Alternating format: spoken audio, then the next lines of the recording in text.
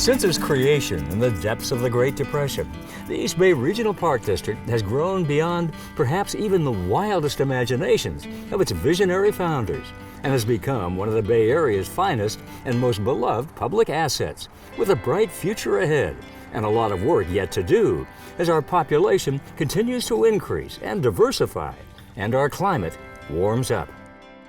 And Bob Doyle is back, the General Manager of the East Bay Regional Park District. And Bob, you are dealing with all kinds of hopes and dreams and challenges in the years ahead.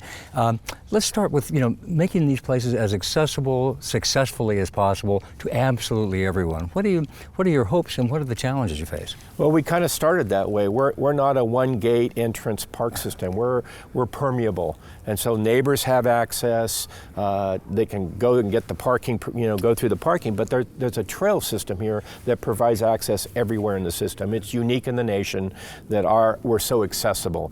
That challenge is also a challenge for us too. We have so many people coming to the parks. It's a good problem. It's a popular place. Everybody's got to be able to help us. We can't just say they're taking care of it. So they want everybody to be able to have access to it, no matter where they live, to have these are their parks. Absolutely. And yet you have to manage for a lot of popularity. You also have to manage these wonderfully conserved lands that you have protected in a world of a changing climate. And what are the challenges there?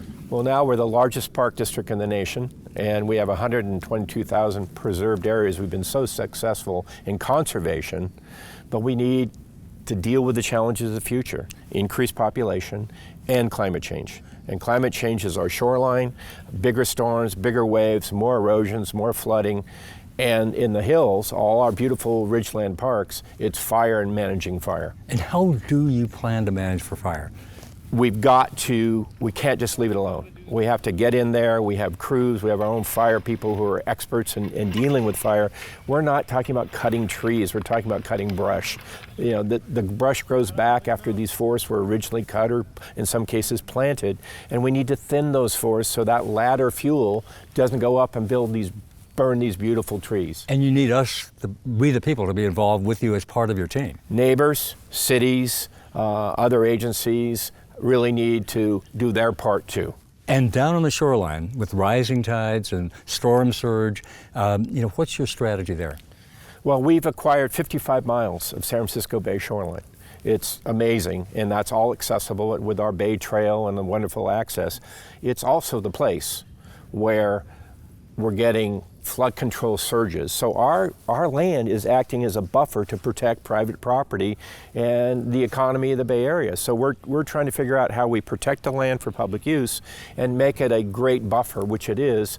Marshes buffer big storms, shoreline wetlands behind levees can collect water and release it slowly rather than flooding. So there's a lot to do to protect the shorelines, give us public access, and 85 years from now, let's get together and see we can celebrate even greater success. That will be great.